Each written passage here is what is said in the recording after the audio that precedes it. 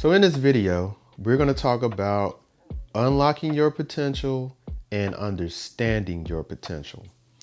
And this came from a conversation that I had with a friend of mine last week. He was saying that he was frustrated and he just wanted to quit his current position.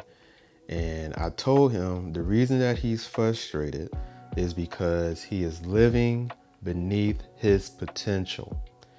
And we broke that down in the conversation that we had. So I wanted to do a video on it and talk about it to also help you guys.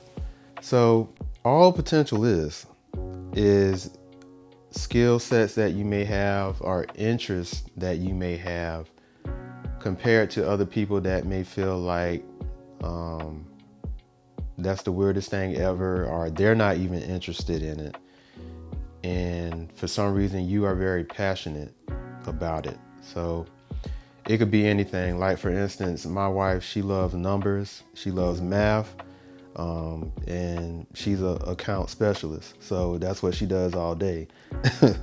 Compared to me, I don't like math at all. Beyond adding, subtracting, and maybe a little multiplication, I don't want to deal with math, okay? So, I mean, that's a very, very good example for that, man. So, like I said, your potential it's kind of like a superpower. Like Spider-Man and Superman and all that, they first start out with this superpower that they know nothing about. They don't know why they have it. And, over time they develop it and they work on it to the point that they get to save other people's lives and do all types of good in the world. So that's pretty much what your potential is. You can do so much good in the world once you understand what your potential is. And we're going to dive into that. So based off what I've just told you, I believe that finding your potential and understanding your potential is very, very important within your life. To the point where I don't feel like you're really living a full life if you don't understand your full potential. That's how important it is. And if I could break that down with some scripture, it would be one of my favorite scriptures, Proverbs 18, verse 16. And it says, "A man's gift makes room for him before great men." And I love that scripture so much because I see it so much being played throughout my whole entire life. For some of you that know and some of you that don't know, I am a DJ, but I saw myself as a DJ long before I became one. I remember growing up, I had developed a love for music very, very early on, to the point I can remember the first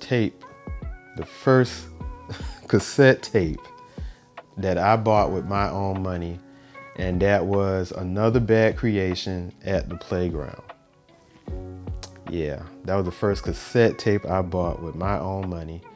And since that day, I've been buying music almost every week when I was a kid.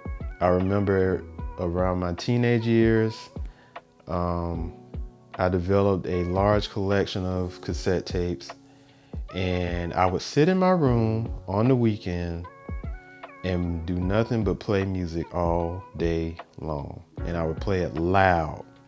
And I would keep my door closed, so I would turn my music up and you could hear my bedroom door just rattling.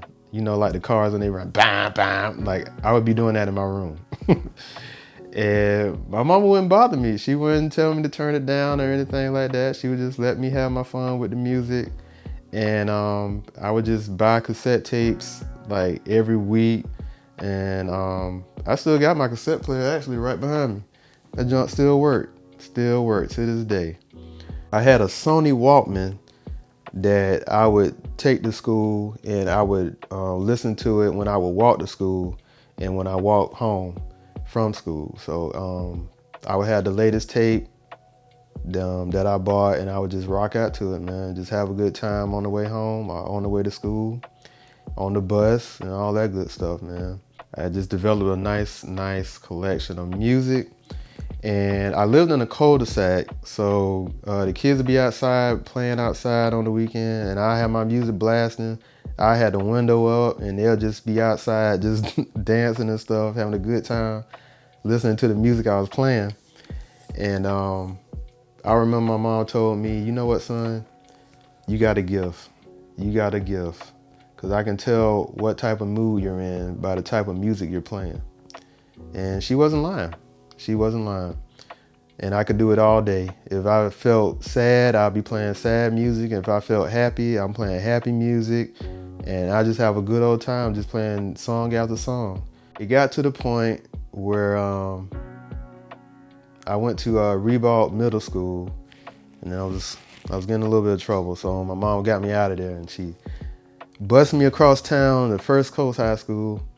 And for those that live in Jacksonville, Florida, y'all know it's two totally different schools, man. So Ribault is all black, but First Coast is black and white. So that was pretty much my first real encounter with going to school with, white kids and stuff like that, which I had a good time. I really did have a good time. But there was this one particular kid that I became friends with. He was always high for whatever reason, but he always tried to get me to do drugs. I was like, no, bro, I'm not doing that. You look crazy to the bug. But one thing we did exchange, and that was music. So he was interested in what I was listening to, and I was interested in what he was listening to. So I would let him hold my Tupac All Eyes on Me album, and in return, he'll let me hold No Doubt. And then I let him hold like Master P, the latest Master P album, and then he would let me hold 311. We just went back and forth with different types of music like that, and he introduced me to all that type of music. He introduced me to Slipknot and all this kind of crazy stuff. And I actually enjoyed it, especially at that time. I was just having a good time with that stuff, man. But I was listening to stuff like that, and then it developed the interest to want to listen to different types of music. So I started, listening to all types of stuff, to the point now I have this very wide variety of music that I have in my head, to the point I can play for anybody at any time, no matter what. And it helps me out so much now as a DJ, you would not believe, man. And people wonder, how do I do it? It started years ago. But that came from my passion for music and my potential that I had within me. And it developed this skill set to where it's opening doors for me, and I'm able to play for different types of people now. So a lot of people know that I DJ for this college, UNF, here in Jacksonville, and UNF is multicultural.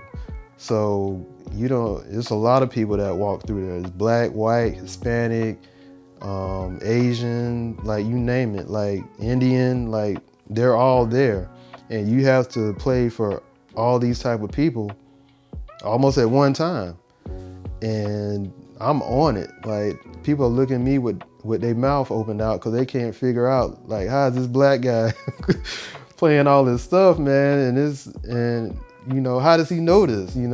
So that comes from my passion, man. It comes from my interest of music. So that opened so many doors for me, and I'm doing so many like awesome things because of that. And that's where you have to come in and figure out what your passion in, because it can help you open so many doors for you. You know what I'm saying? So many opportunities just come because you're walking in your potential, and you're developing your potential, man. And another way to look at potential is pretty much like the successes that you have not reached yet.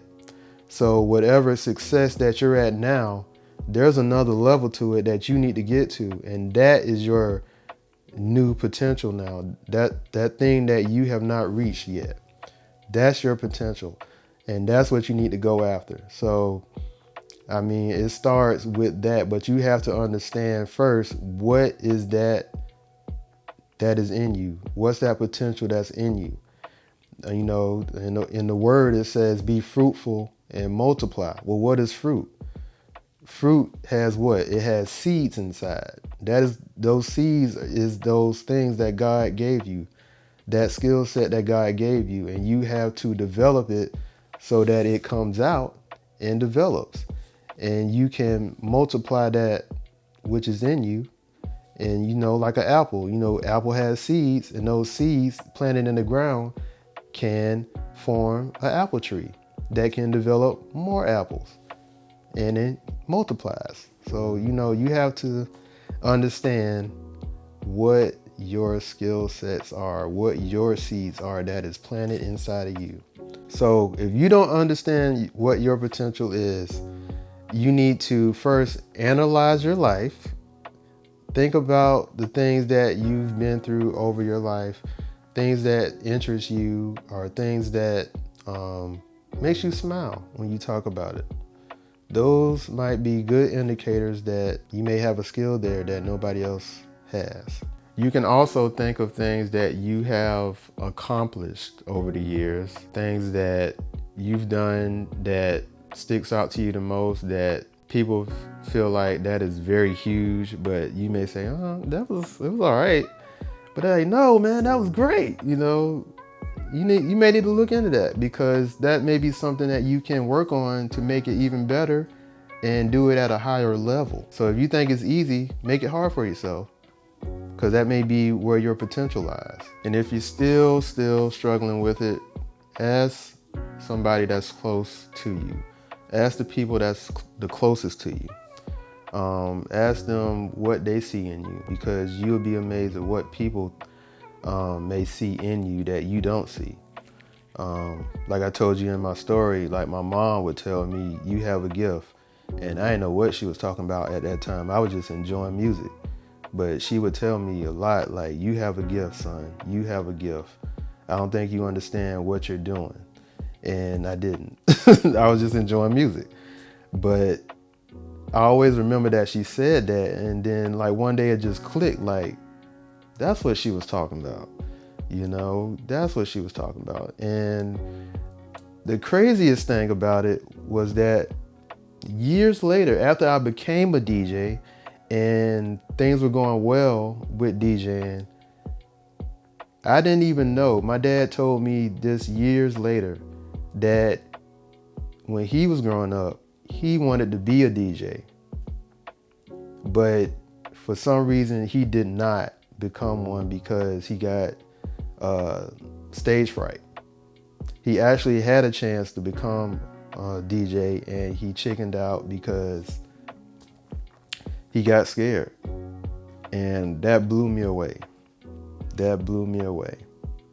Because I was also scared starting out because of what people may think or this and that. I still have a struggle with talking on the microphone and talking, period. Believe it or not. And that's why I'm doing these videos, so I can talk better and talk more. But I'm still scared to this day to get on the microphone. And I was like, I got to break that. I have to break that, because there's so much potential in me, and I can't let fear get in the way of what could happen if I decide to step up. And that's the only difference between me and my dad, because my dad loved music too, just as much as I do. And the only difference between me and him is I decided to step up. And that's the craziest thing ever, man. That is the craziest thing ever. Shout out to my dad too, man. You blessed me beyond measure. You don't even know. But you have to, like, just let people pour into you and talk to you. Let people know, you know, your thoughts, man, and let them talk back and tell you what they see in you, because that will also help you. And that will also help you understand your potential. So again, guys, I didn't want to make this video long, but I had to set the foundation because there is another part to this and I want to jump into that. So I hope you enjoyed this part of the video, and I'm gonna see you on the next one. All right, peace.